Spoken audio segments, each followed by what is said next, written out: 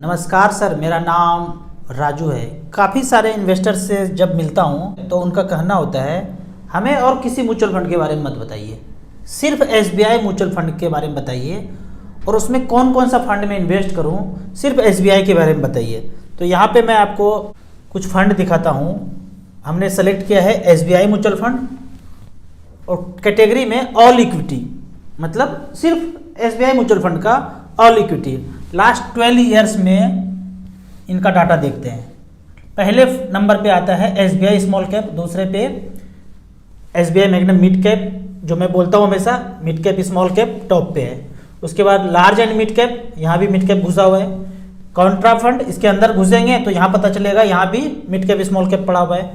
और पांचवा फंड है एसबीआई फोकस्ड इक्विटी, लास्ट में और भी है। तो देखते हैं ये टॉप पे क्यों है। जो टॉप वाला है वो टॉप पे क्यों है, नाम से ही पता चल रहा है एसबीआई स्मॉल कैप। यहाँ पे आगे आप देखेंगे जिस फंड में मिड कैप और स्मॉल कैप में एक्सपोजर परसेंटेज कम है उसमें आप रिटर्न भी देखेंगे कम होगा, और जिस भी फंड में मिड कैप स्मॉल कैप में परसेंटेज प्रोपोर्शन ज़्यादा है वहाँ पे आपको ज़्यादा परसेंटेज रिटर्न मिलता हुआ नजर आएगा। यहाँ पे देखते हैं स्मॉल कैप को तो छोड़ ही दीजिए, उसमें स्मॉल कैप में ही पैसा लगाया है।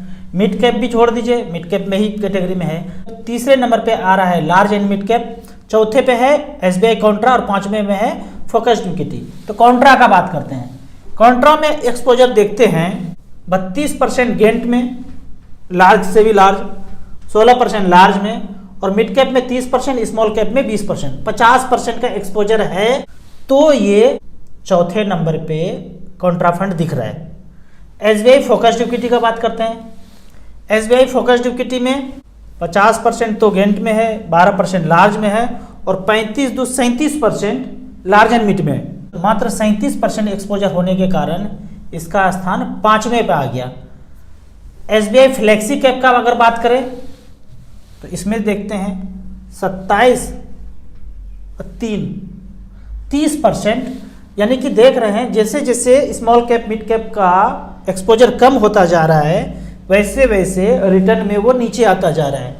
यहाँ पे अगर बात करें, मैं टॉप 5 का फंड आपको बोलूँगा, सजेस्ट करूँगा कि सिर्फ आपको एसबीआई में ही पैसा लगाना है। तो यहाँ पे 10,000 रुपये पर मंथ यदि पिछले 12 साल से एसबीआई के फंड में इन्वेस्ट किया, 2011 से लेकर 2022 तक पिछले 12 साल में पहले फंड ने एसबीआई स्मॉल कैप ने 67 लाख रुपए बनाया है, दूसरे फंड ने मिड कैप कैटेगरी में 46 लाख रुपए बनाया है, तीसरे फंड ने 41, चौथे ने 40 और पांचवें ने 39 लाख रुपए बनाया है, और पांचवा फंड है एसबीआई फोकस्ड इक्विटी। तो इस तरह से 5 फंड में आप अपना पैसा डाल सकते हैं। पहला फंड का तो बात ही जुदा है, 23% का रिटर्न, 18, 16, 15, यानी 15 से 16-17% का एवरेज आप रिटर्न यहाँ पे एक्सपेक्ट कर सकते हैं। ये तो मैंने 12 साल का रिकॉर्ड दिखाया कि 12 साल में एसबीआई के फंड ने, ऑल इक्विटी फंड ने क्या किया है। अब 15 साल के कैटेगरी में देखते हैं कि 15 साल से यदि किसी ने इन्वेस्ट किया तो पहले नंबर पे आता है एसबीआई मैग्नम मिड कैप। यहाँ भी मिड कैप, स्मॉल कैप नहीं आया, क्यों? क्योंकि स्मॉल कैप 15 साल पहले था ही नहीं। दूसरे नंबर पे एसबीआई फोकस्ड इक्विटी, तीसरे पे लार्ज एंड मिड कैप। वो तीसरे पे इसलिए है कि इसके पीछे मिड कैप सटा हुआ है। तो यहाँ पे देखते हैं 10,000 रुपये पर मंथ, तो साल का 1,20,000, तो 15, 12, 18 लाख जमा हुआ है। 18 लाख का वैल्यू 76 लाख रुपया 17% के रेट से, दूसरे फंड में 71 लाख, तीसरे में 65 लाख रुपया। तो 15 से 16% यहाँ भी आप रिटर्न देखते हैं, और यहाँ पे परसेंटेज ज़्यादा इसलिए है क्योंकि मिड कैप स्मॉल कैप का एक्सपोजर ज़्यादा है। लास्ट वाला फंड अगर देखते हैं तो 12% 11% का रिटर्न देखते हैं। कौन सा फंड है ये? SBI magnum comma SBI infrastructure. यहाँ पे मिड कैप स्मॉल कैप में तो होगा एक्सपोजर, पर यहाँ पे क्या हो गया, सेक्टोरियल फंड। सेक्टोरियल फंड को मैं अवॉइड करने बोलता हूँ। तो जैसे जैसे आप देख रहे हैं मिड कैप स्मॉल कैप का एक्सपोजर कम होता जा रहा है, रिटर्न कम होता जा रहा है। अब एक और उदाहरण लेते हैं, डेट एमआईपी, मतलब यहाँ पे इक्विटी में exposure large cap mid cap small जो भी हो लगभग 15 से 20% है, यानी कि इक्विटी ही एक्सपोजर कम हुआ तो रिटर्न ही देख लीजिए कितना है। 1 लाख का वैल्यू पिछले 10 साल में 2,40,000 बनाया है और रिटर्न 9%। क्यों 9% रिटर्न है? क्योंकि इक्विटी में एक्सपोजर ही कम है। ये तो हुआ डेट एमआईपी का बात, जहां 15-20% इक्विटी का एक्सपोजर होता है। प्योर डेट फंड जहां मतलब इक्विटी 1 रुपया भी लगा नहीं होगा। तो ऐसे में देखेंगे रिटर्न अगर 8%, 7%, 6%, 5% ऐसे ही होगा। अगर आपको रिटर्न 12, 15, 20, 22 चाहिए तो इक्विटी में इन्वेस्ट करना पड़ेगा। इक्विटी में भी अगर देखना है उससे ज़्यादा रिटर्न लेना है एवरेज से ज़्यादा, तो मिड कैप स्मॉल कैप में जाना पड़ेगा किसी को। तो यदि किसी को 10,000 रुपये पर मंथ करना है तो 2-2 हज़ार का 5 फंड SBI का जो टॉप फंड है उसमें आपको इन्वेस्ट करना चाहिए। फंड का नाम है SBI small cap, SBI magnum mid cap, SBI large and mid cap, SBI Contra और SBI फोकस्ड इक्विटी। इस 5 फंड में 2-2 हज़ार रुपया करके 10,000 का SIP चलाएंगे। बीच बीच में आपके पास टॉपअप करना है, कहीं से पैसा आ गया 10,000, 20,000, 25,000, तो पहले फंड में स्मॉल कैप को छोड़ दीजिए, वहाँ लमसम नहीं ले रहे हैं, पहले फंड में टॉपअप कर देंगे। इस महीने पैसा आया एक्स्ट्रा, 10,000 यहाँ कर दिए या 50,000 कर दिए, अगली बार दूसरे फंड में टॉपअप कर देंगे, फिर अगली बार पैसा आएगा तीसरे फंड में कर देंगे। इस तरह से बराबर बराबर सब में इन्वेस्टेड रहेंगे तो आपको 15, 16, 17% का रिटर्न आ जाएगा।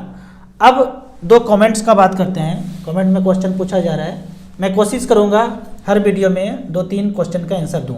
म्यूचुअल फंड में इन्वेस्टमेंट एज अगर 17 साल है तो कैसे इन्वेस्ट करेंगे?